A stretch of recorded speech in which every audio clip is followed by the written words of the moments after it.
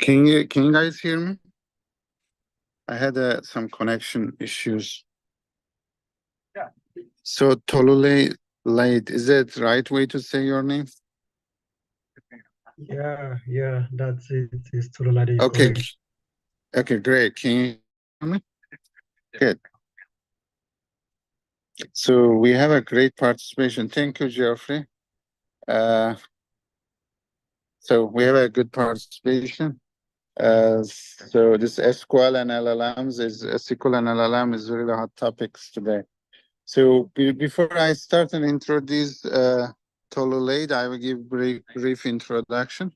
Hello everyone, welcome to Magnimind Meetup groups meetup event. We've been organizing this over 4 years, and we have hosted over 300 events. So if you're not member of any of these groups, you can click and join any of these groups listed that are our team share. So we have 7 groups, have 25,000 members, and 3 of the groups are Silicon Valley. And the first one is our first original group. And we have also our YouTube channel, which you can see most of our programs and events, our recordings there. It's a very good enriching platform. Also, we have other social media platforms where we occasionally post content. We have mentorship program as a Magnimind Academy. This program is providing 4 or 5 mentors for our participants, and it's 15 weeks. Is a bootcamp kind of program, mentorship/internship. If you guys are ready for jobs and looking for some place to get experience, this is a great program to be. And if you need any information, we are happy to schedule a short meeting to understand if you have a good background for the application. So today we have a special event by Tolulade Ademisoye, and he's a machine learning engineer and specialist building semis-at-rest technologies. He worked with several complex problems, and he's also a volunteer reviewer for SciPy 2024 conference, Scientific Computing with Python conference. So he has a great expertise in that specific field. I believe and hope that this will be really fruitful for our group. And just give you an announcement, if you guys living in Silicon Valley, Bay Area, we're starting in-person events. So next week, Wednesday, we have an AI talk series, and it will be in person. We will announce it today. So there are several people, engineers from here will talk about current trends in AI, and hope to see you guys there if you're in person. So are you ready, Olele, to start? Yeah, I'm ready. It's great. Thank you for accepting our invitation. Hope that our audience enjoy the program. All right, thank you. Murat, for the invitation. All right, so without taking too much time, I'm going to share my screen so we can start this session. You can see my screen in a bit.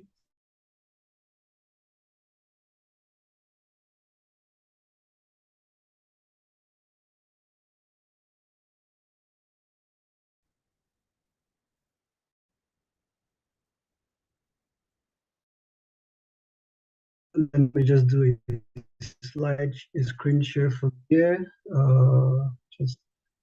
Yeah.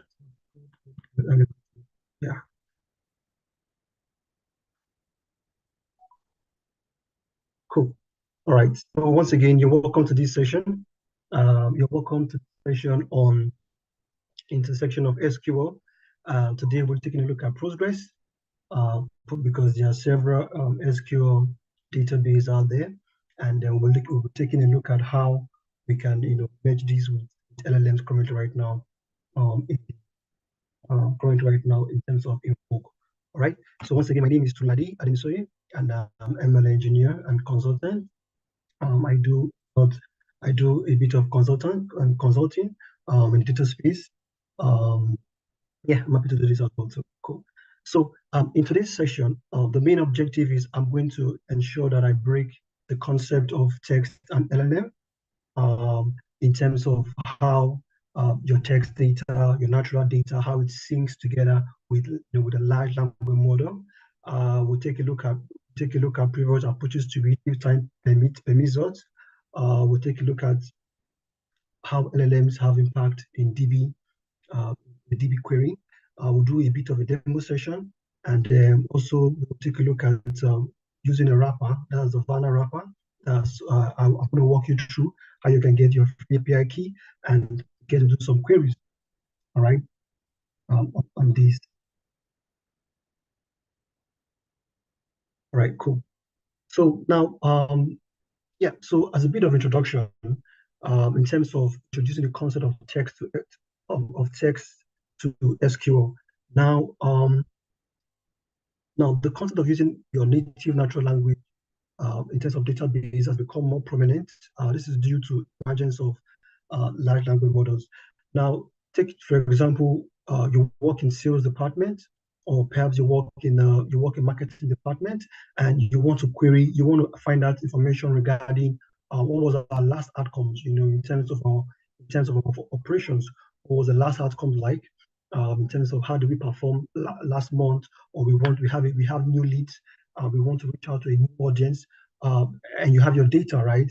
Now, the first thing you want to do is that you need an analyst to query your database for you. You want to find out, you want to investigate, carry out queries, right? Write queries to get more insight.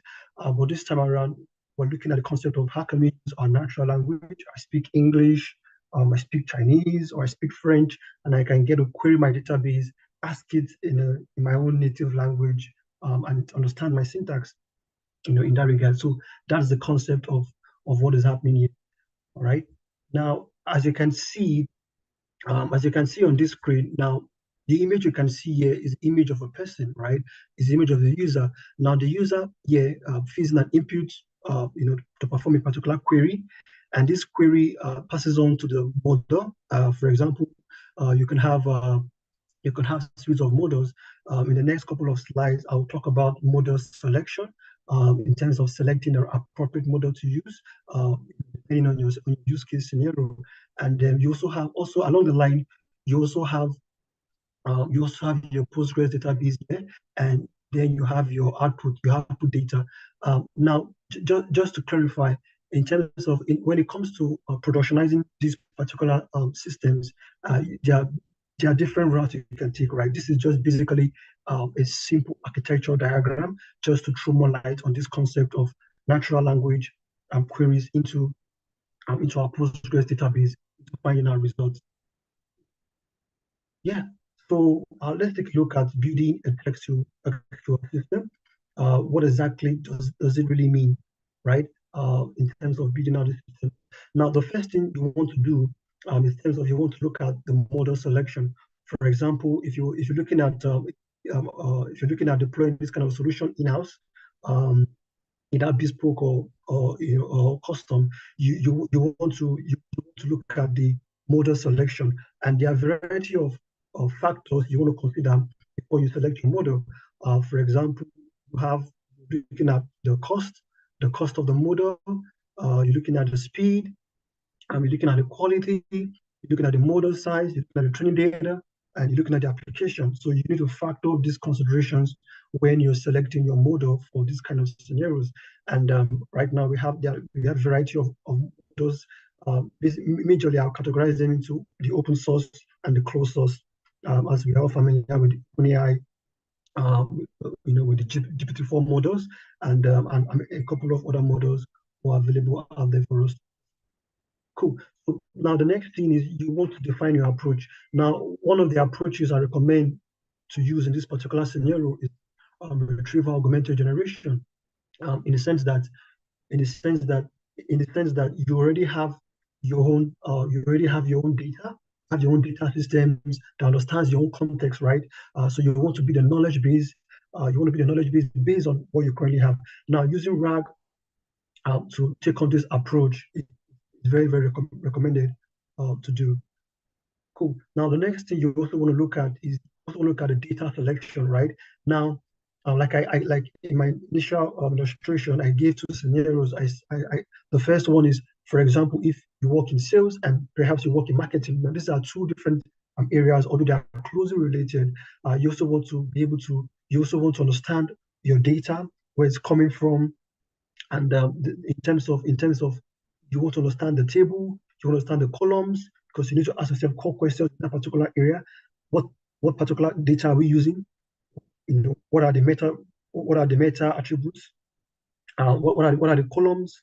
What are the features and all of that? You need to consider this before you begin your operation. Yeah. So this other aspect is here you get to customize the solution to your business environment, um, in the sense that what would basically happen for a company for a fintech vertical might not necessarily happen in different industry. So you also want to be able to streamline these operations and this solution, the text to SQL system, into your own business environment. And the next is you want to get feedback, right? Feedbacks are very, very critical when building LLM solutions. You want to get feedbacks, you want to carry out evaluations on the systems. You also want to be able to know in terms of the human interactions. This particular model, how good is it? In the demo we're going to be doing today, you're going to see how the LLMs are not perfect actually right now. They're not perfect, right? And so you want to be able to iterate on the systems, right? So the feedback here, the feedback mechanisms helps for iterations on the service, as the case might be. Yeah. So one of the fundamentals that we need to look at here is the prerequisite, right? Like what exactly are we going to be needing in this particular session? So I'm just going to be walking you through what would it take you to build a simple text to SQL system. You want to query, you have your database right now on Postgres. You want to query your database using natural language. What exactly do you need, right? First of all, you need your Postgres database system as a PG admin. You need your tables, you need your sample data, for example, in your database. You also need access to LLM. It could be open source, it could be closed. In this particular demo, I'm going to be using OpenAI, and I'm going to be using Vana. Vana is basically a wrapper. Is a wrapper tool set I'm going to be introducing you to, and you get to see how it works. Then you also need a vector store. Basically, you want to store the knowledge, right? You want to store, once you're through in terms of building your knowledge base, you need to store it in a vector store. All right. So cool. Before we go to our demo, let me just throw some light on in terms of the challenges currently faced in text to SQL system. Now, one of the challenges you might likely encounter is first of all, is human language is inherently ambiguous and in terms of context dependent. Currently, right now, there's a bit of gap, right, in terms of translating the human language into SQL, right, into a language. It's a structural query language and syntax, right? So you might find out that in your operations, a bit of gap. It's not an all perfect system, but along the line, you can carry out iterations to improve on the overall performance of the product. Right. The next thing you also want to do is that you want to also the next challenges rather that you might also face is you might need to build text to SQL features for every database. I think it's something I basically experienced recently. For example, when you're building your knowledge base, right, you're going to build it on on an existing data, and sometimes when you want to carry out some reshuffling and all of that, you might need to retrain. You need to basically retrain the model, or you need to basically retrain the model, right? And in this along the line, you might find out that there's some losses here and a bit of issues, right? That you might experience in this particular section. Cool. Now, the next challenges that are currently being faced in this particular regard is the adoption, right? Is larger adoption rate. Currently, right now, LLM has made text to natural language to SQL very, very interesting. In terms of the approach to it, in terms of the usage, but yet there's still a bit of an adoption. I mean, in terms of adopting this production wise, right? There are limits to this currently right now, and it's a bit of complex in terms of deploying this solution in-house, right? There's a bit of complexity to this, and this is a bit of a challenge. All right. So the next section I'm just going to be going through, I'm going to be sharing the next screen. I'm going to be sharing my next screen. Okay, just a second, so you can see. Yeah, we can run some demo sessions. Just let me know when you can see that screen. Cool. All right. So I believe, yeah, you can see my new screen. So in this particular section, I'm going to walk you through what you basically need to start with when building a natural language to SQL. But there's also something that's very important that you need to set up first. In this particular demo, I'm going to be using a tool called Vana, and let me share that on our screen so you can take a look at it. Just okay. Let me share the screen again. Yeah. All right. So I'm gonna cost. Okay, cool. Yeah. So one of the things that you need to do is you need to set up your account. Just come to Vana.ai and set up your account. You get some free tokens there that you can play with for this demo. And yeah, so basically this should help for this demo. Yeah. So I'm just gonna go back and share the next screen. Yeah, cool. Yeah, good. Yeah, so in this demo, we're going to take a look at, in terms of how we're going to query our database using natural language. I'm going to show you an approach you can do this. All right. For example, we have basic examples in terms of NLP queries. Like I said previously, you want to find out questions like you want to find out what are my total sales for the product for last month. You want to ask this in natural language. Ideally, you would tend to write a query for this. Either you are using joins or you are carrying out other extensive queries, Postgres or any other database in this regard. You might also want to find out things like which products generated more revenue, what percentage of customers are from each region. These are basic questions that you want to find out on your normal database. Cool. And yeah, on other approaches you get to see in terms of text to SQL is you get to see things like, for example, text to image, which we're all familiar with, right? With what OpenAI is doing currently. It does a text to image, text to video, and all of that. So, but this particular session, I'm just going to focus on text to query, which is basically what we're going to be focusing on. Yeah. So in building up our basic text to SQL system, you find out that we need so basically it falls in three categories. The first thing is you have your natural language, which is the first thing here. The next thing is the SQL generation, and finally you have the database query. I'm just going to share you a demo. This illustration, this is from AWS. You can find this image in the resource link somewhere in the slides. Okay. Now, in this part, this is more like a complex system in terms of what is happening in this architecture, right? Here you have your user inputs, sending a query to the database, for example, who is the best performing staff in this region, maybe in North America, or perhaps in South America, for example, right? You want to query that database, right? And what you have here is the Amazon Bedrock.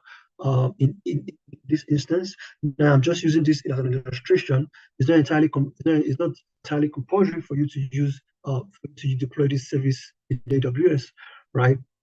And if you take a look at this architecture, what you have is you have the after the user generation, you can see what happens here. You can see your data sources here. This is your Postgres database. This is where you have your embeddings, and obviously you have the OpenSearch, which is quite similar to the Elasticsearch service for carrying out extensive search database. And what you have here is it then feeds into the query, right? It meets the query. That's the query coming in from the user, like with my best performing staff for the month, or my best performing product for the month, and there you have it interacting also with the LLM, right? You need to get your final output as a user, right? So this is just basically this is I would say this like a complex approach to solving this, but it's much illustrative, right? So let's move on. Okay, cool. Yeah, I think I've talked about this. That's a text to image generation. All right, cool. So in this particular demo, we're going to look at some few things. First of all, we'll look at setting up our environment, right? We'll look at model selection and where you get your model API key. I previously shared the screen where you can get your API key. That's if you if you click on this link and you go to vana.ai, you can follow. You can just sign up and get your API key there. And there we look at the database selection, and we look at the setup, look at the vector DB and training, and we'll just get to see how this works a bit. All right. Now, before I proceed, let me just show you an illustration. Okay, let me share this other screen just a sec. I'm going to share on my PG admin. So this is the sample database we're going to be using. Now, this is my PG admin, right? So I'm assuming that you want to carry out your own demo, or perhaps you want to deploy this in your business, your company, or your team, right? So for example, now I have my tables here. I have my company mailing list, as you can see.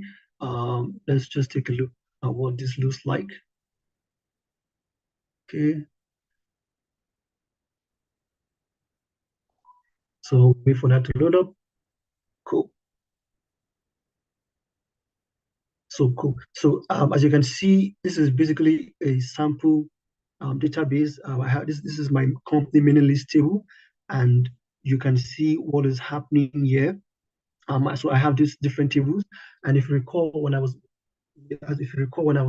started up this conversation, I spoke about data selection, because basically the quality of the output determines on what is coming to the system, right?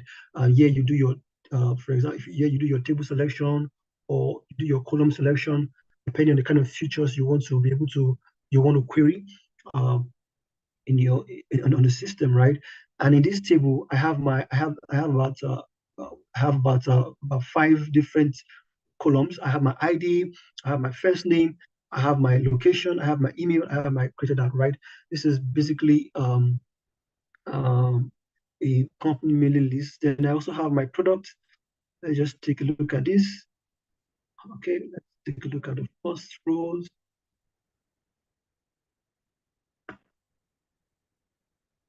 Okay, cool. So yeah. So as you can see, this is another table. As you can see, this is my product table.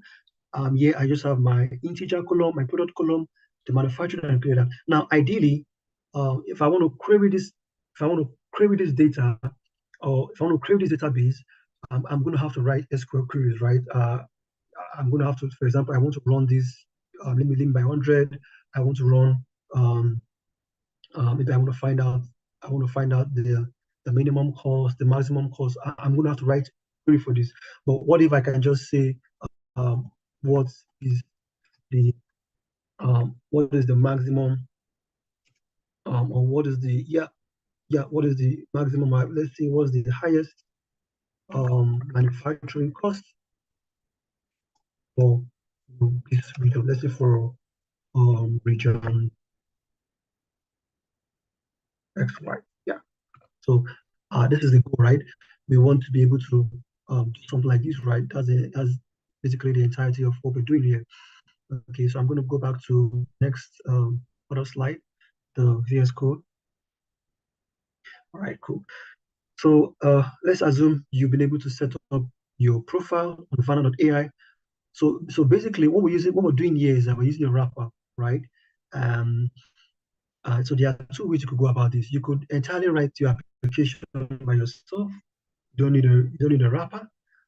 You could design this application from entirety by yourself, or you could try to plug into other wrappers who are currently utilizing OpenAI and other vector embedding solutions out there. All right. So what's happening here is I'm going to run this right now. Okay. Okay, cool. So yeah, I need to set up my environment. Now the next thing is I want to install Vana, right? Um, there's also something I want to also bring to your attention as well too. Now, ideally or preferably, it's best to run this on Google Colab, right? But as you can see, I'm running this on my VS Code, and there's a reason for that for this. Now, this is because I have to connect to my local Postgres. If I have to do this with Google Colab, it's a bit of a process, right? I have to start tunneling and all of the other process, which might end up taking a bit of a time. So I'm just going to do this on my local VS Code, and so that I can easily connect to my Postgres. Cool. So I'm going to run this. Going to run this next. Run this.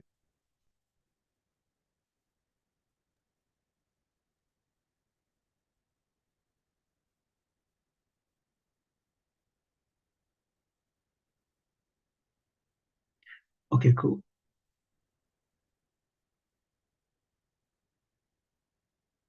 All right. So now this is run.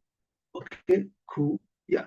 Now the next thing you want to do is you want to be able to import these particular dependencies, right? Now, now on my approach, I'm using OpenAI via Vana.ai, right? And I'm also going to be using the vector store provided by Vana.ai. It makes it much easier for me for this particular demonstration. Now, now you might want to use your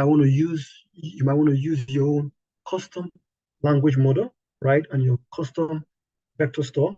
I mean, that is basically up to you. You're free to do that.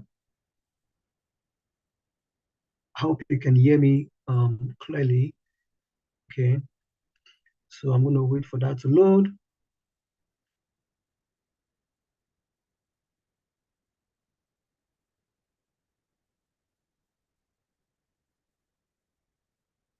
Cool. Now the next thing is you want to select your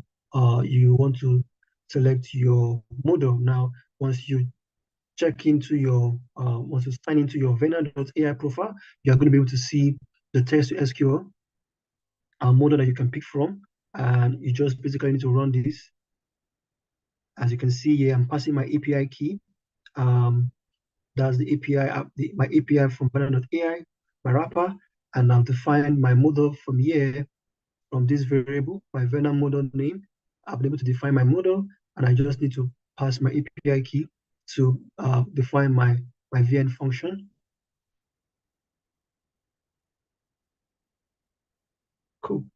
All right. So, like I said, you want to look at what database do we want to query, right? We have the mailing list. We have our product. We have our sales. Like I showed you before, we have three tables in our database that we want to query. And yeah, so now the next thing I need to do right now is that I need to connect. I want to connect to my database, right? So that I can be able to train on that particular data. So I'm going to install this library, which is very essential for us to use.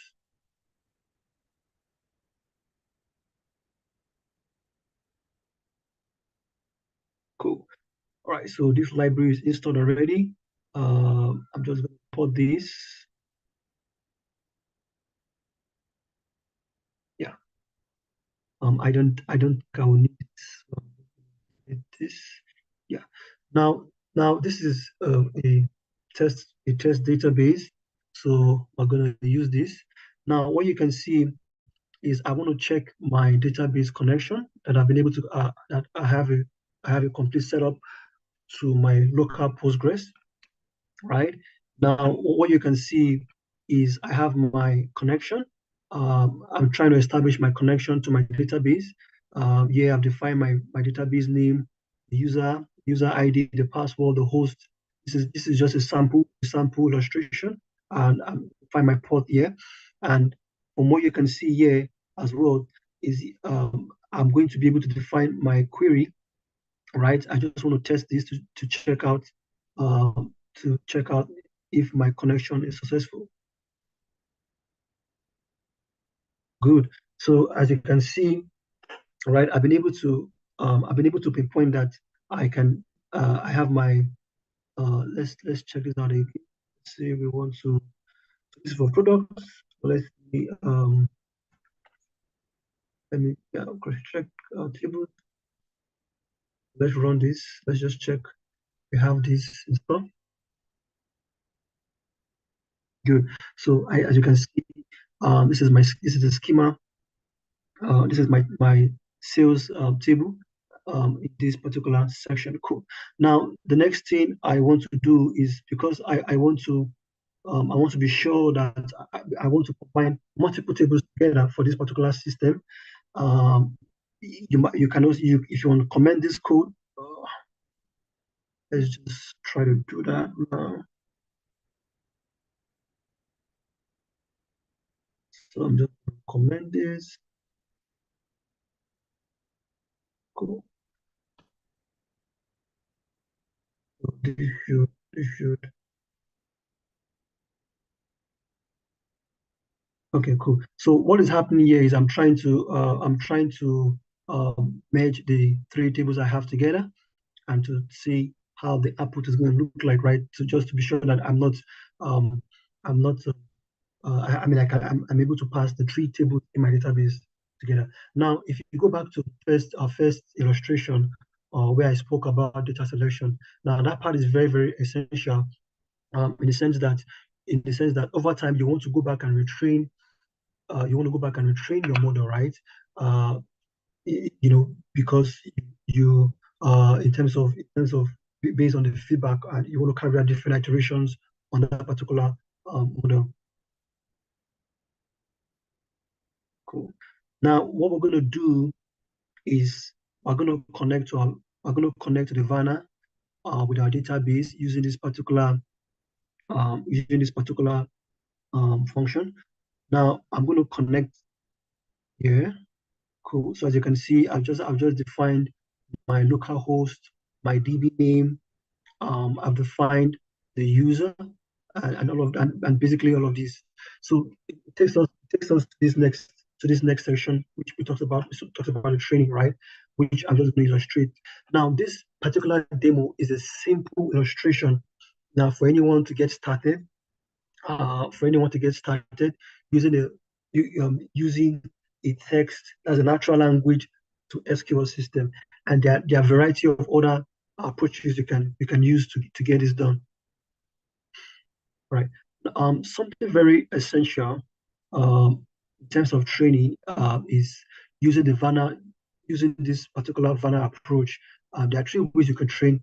You can train, right? You can train on your data. Um, as you can see, you can decide to use the data definition and language statements. For example, as you can see here, you have the vn.train. Here I can create my table, um, define my columns, and define my columns and the constraint that I want to have in there.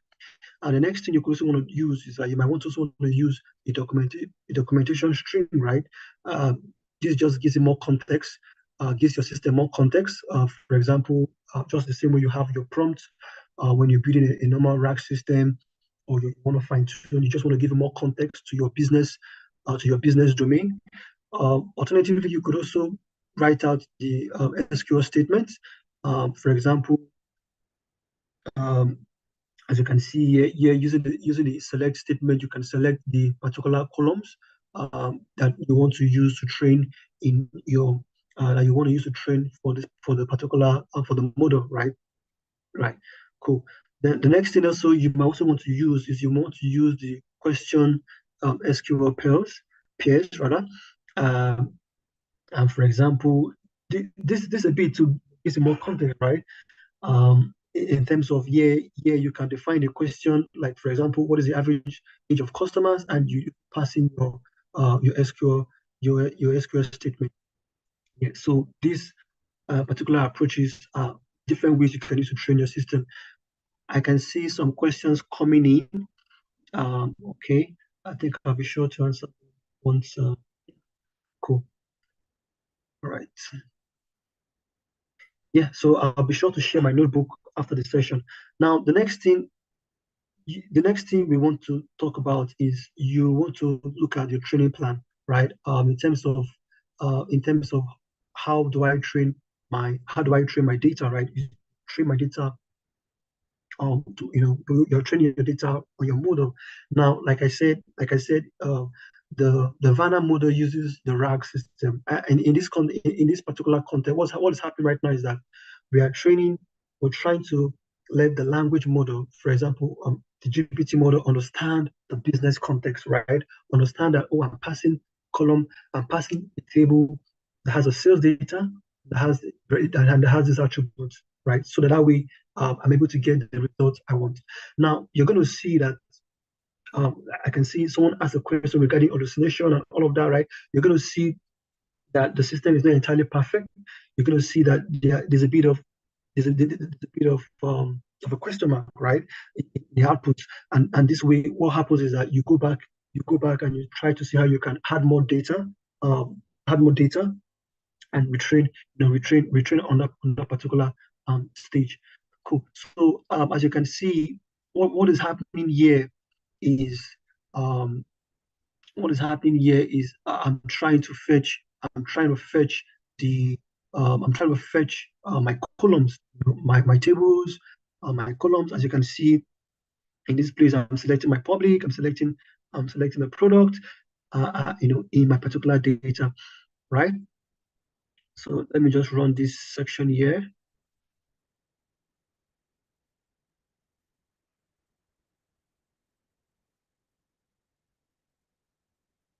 Yeah, so regarding the question on hallucinations, now one of the things you could also do is that one of the things you could do is doing your model selection rather than you could modify you could modify the class, right? And that's a class that defines the VANA model, right? If you check out the documentation on VANA, you can see that as well. You can try to modify it just to suit your context, right? In terms of setting the temperature and all of that. Reducing the hallucination effect on your output. Cool. So let's just go on. As you can see, yeah, as you can see what's happening here. So yeah, I'm going to run my training plan here.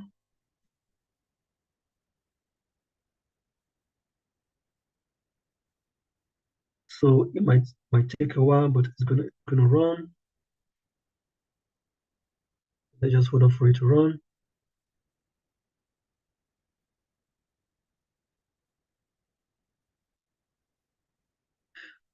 Yeah, so I can see someone. Okay, yeah, yeah. So setting up how that, yeah, you could use any ORM. I mean, there are a variety of them: MySQL, um, and PostgreSDB, and Oracle. I mean, there are a number of them out there, right? And it's not limited to Postgres, right? Uh, yeah. So this is setting up. Okay, cool. So yeah, so it's not we're not constrained to Postgres database. There are a variety of them you could also use for your in terms of depending on your level of knowledge, right? In terms of of operating those particular Postgres databases. So why this is still training, we're just going to wait a while. It's going to train a while.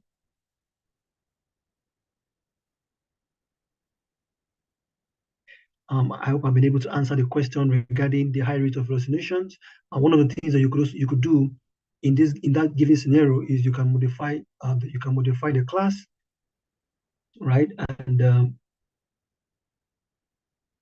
in terms of, you can give it more context, and also so in terms of driving out in terms of improving the output of the model, one of the things you need to be very watchful is the feedback loop, right? You need to in terms of, you need to carry out series of iterations in terms of because the first result you would get, or you might get, might not be exactly what you're looking out for, right? You might train on a particular sales data, and you are not getting the outputs that you need, right? So you just basically need to add more data.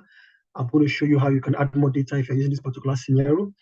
You can add more data and train, retrain the model, right? And basically, what is happening in this particular system with RAG is that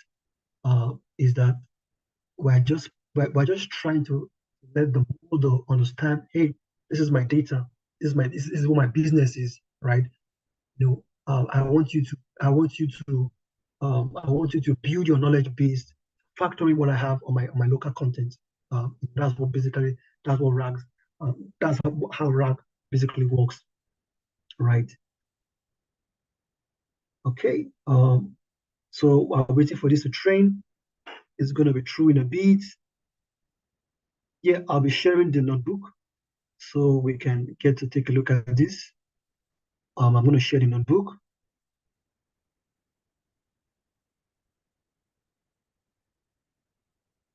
Yeah, so yeah, I can see there's a question of conversation memory, right? Yeah. So what you could do is you could in this regard, you need to build custom, you need to define it, right? You could build a custom application that stores the memory, that's the previous messages in the system, right? I think recently, right now, OpenAI just updated their own with the GPT 3.5 and GPT-4 systems with ChatGPT, right? In terms of memory, and this is something you could do if you're building a custom application. This is something you could factor in, right? Depending on your system architecture. Okay, yeah. Yeah, cool. So the next thing that's going to happen here is now I've been able to carry out my first train, right? But you will see that it's not going to give me entirely what I'm looking at for. So let's run this. Let's run this. Good. Now, okay, okay, okay. So yeah, now this is us trying to get out the training data, right? We want to understand what exactly. Let me do. Oh, let's see what's happening here. Okay. All right. Now, when we get to this point, this is the point that we need to go back and say, hey, I don't like the output I'm seeing in terms of the question, because right now I can see there are no questions in the question column. I can't really find any questions here. So I'm going to want to run this again myself, right? For example, let me comment this out. Let's run this one first and see what's going to look like. Now, what you can also see is I'm also passing the plan here. Now, this plan was defined. This plan variable was defined here based on the data in our system, right? So I'm gonna run this again. Let me run this. Yeah. Okay. Good. So that was a bit fast. So I've added more context. Let me see what's happening here. Okay. Now let's try to have this. Okay, now the next thing we should do is let's try to see how the system is going to react to. So let's try to, for example, let's try to ask a random question. Okay, let me do this. Let me run this. Let's run this particular. So I'm going to go to this particular section to that local host. Just it. I don't know if you can see that screen now. I'm not sure what screen you can see. Okay, cool. Cool. So let's check out this. Yeah, I'm going to localhost.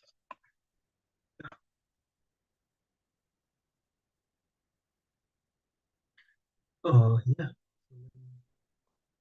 can, yeah. Now, yeah, I can gain access to my training data, the data you've used to train. And as you can see, I don't like the way this is trained in terms of in terms of all of these, right? So for example, if I'm going to ask a question, I'm not going to get anything. Let's just ask a question like what is the highest, or let's use product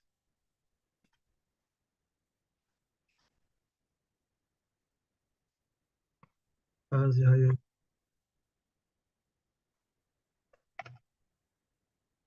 one should be cost. So let's see. Oh, okay, interesting. Let me check this again. Let's check our data. Oh, interesting. Okay, good. I can see we have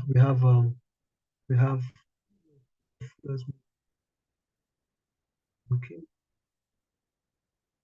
Now the beauty of Vanna is the fact that you can always check out the questions, in terms of the um, in terms of the queries, right? You can check out the questions in the model.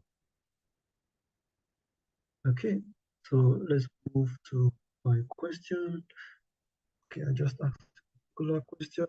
Can see that question. Yes, let's ask it. So I can see which products was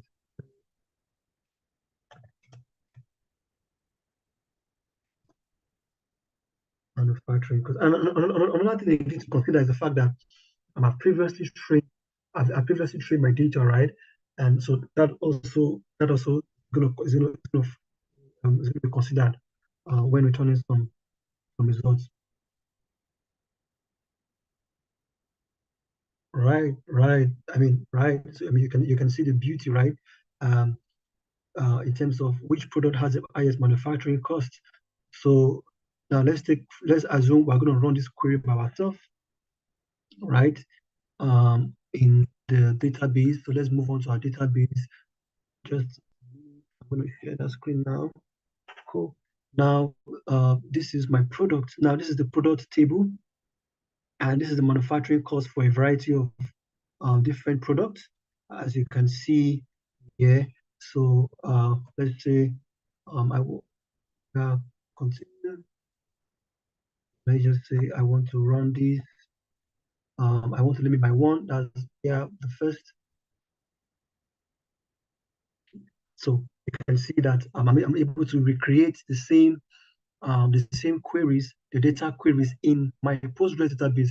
But this time around, the difference between this approach and the other approach is that the first approach is that I'm able to use natural language, right? Now, the beauty of deploying text to SQL or text to SQL via LLM.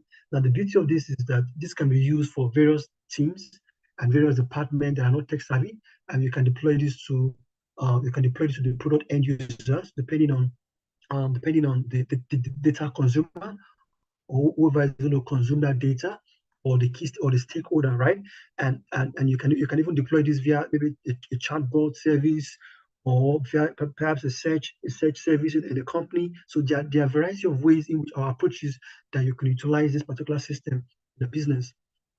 Okay, now let's run another one. Let's say okay, so let's clear this. Okay, let me go back to the previous slide before we wrap up. Cool. So let's see, what question can we ask? So let me ask a new question. So let me look at my data. Let me look at the data in terms of what we have. Okay, let's ask a random question. Let's see what.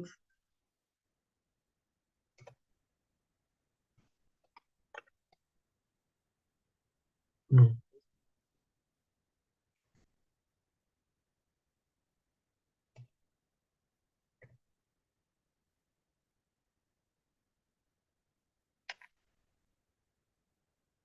Okay. Now what you can see here is that it needs more. It needs a bit of more context, right?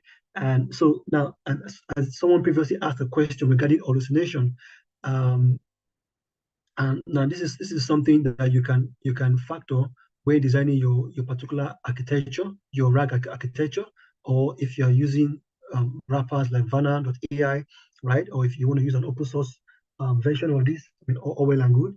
And yeah, so yeah, you can define prompts and you can define your system such that when a question is being asked, when the question is being asked that the model is not unaware of, right? It should return it should return an answer like I don't know, have no idea, and all of that, right? So it needs more context to reply.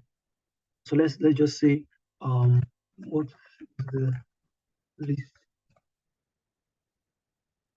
of forming products.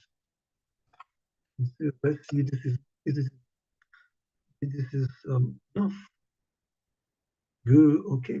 So what's happening right now is returning the product ID for me from sales, uh, yeah, but as you can see, we want more than this, right? So what happens is when you get when you get this kind of output, you want to go back to your you want to go back in terms of iterations, running out iterations in terms of how can how can I improve my I can I perhaps I may want to ingest more data, or in terms of I'm not providing more context for the system. As you can see right now, yeah, we want to get results more beyond the product ID. We want to get results regarding sales, right? And right now, it's not giving us enough. It's just giving us the product ID, which is limited. So I'm going to say no. And yeah, when I say no, I can decide to run my own queries on this, but that's beyond our scope here. So what we have, let's see. Let's go back to our data just to get more. Let me run to our data, the table, and see what other questions we could throw. Let's just a minute. You can see we have okay. We don't have much context here. So let's just say much on sales. So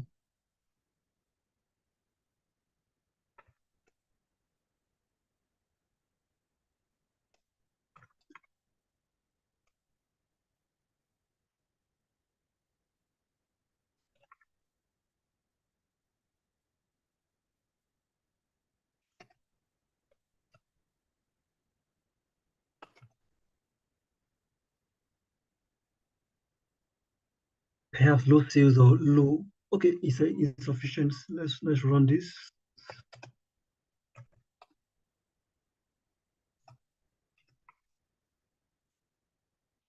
I know we have to go back and retrain our model, but let's just run this to see what product which has a high manufacturing cost. high manufacturing cost.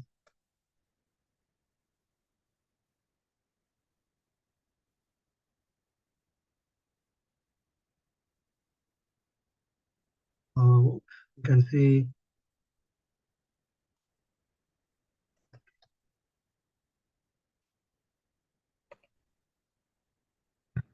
let's see if we get any context here.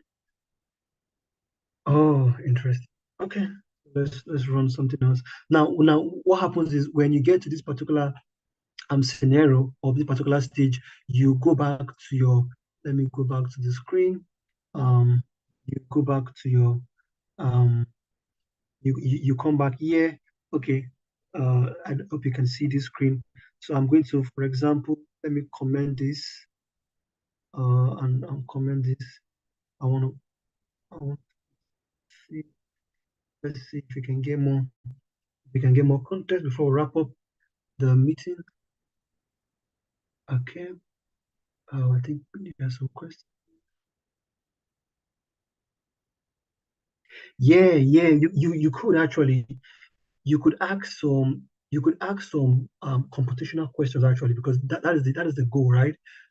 In terms of, you want to ask in terms of natural language, like hi, um, hi, in, this particular region had this low turnout for Q1 2024, and trying to see how we can, should we continue this product in Q2 or Q3? So, but that would depend on the system actually, right?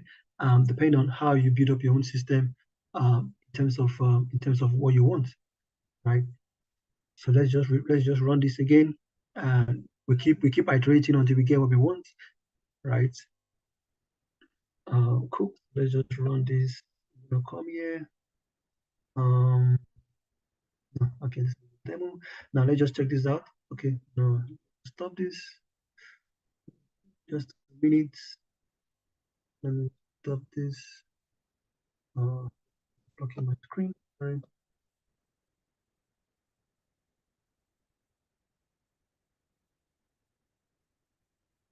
Okay. Let me share the other screen. Yeah. So pretty much, um, as the, let's see, I hope you can see the screen.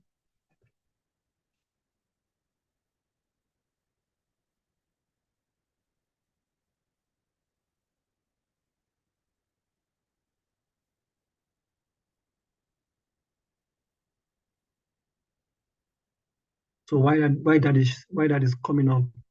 Let me go back here, and I've been able to stop this. I want to run this line of code again. Okay, no, what's going on here? Okay,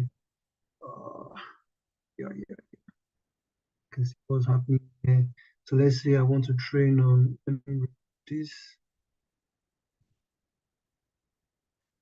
Yeah, so I want to run this again. Good, good. Um, Let me run that again, and yeah, I want to run this. I'm gonna go back to this. Share. So, okay, now this is the previous question we asked it. We asked it what product has the least manufacturing cost, and you can see it brings out the product here that the crushed grape has the least manufacturing cost. Let's say $108.71, right? Yeah. So pretty much it. Yeah. So thank you for coming to this session, and let me just refresh this. Cool. Yeah, and you get to see how the questions you've asked you've asked the system before gets out, it gets played out again.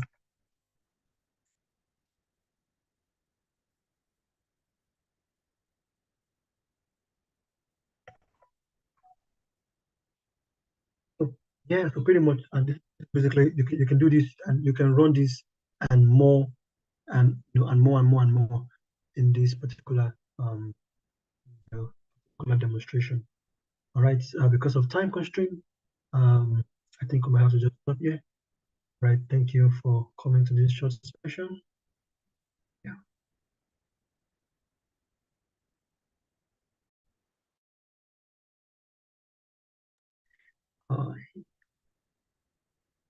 Yeah, you're welcome. You can send me questions.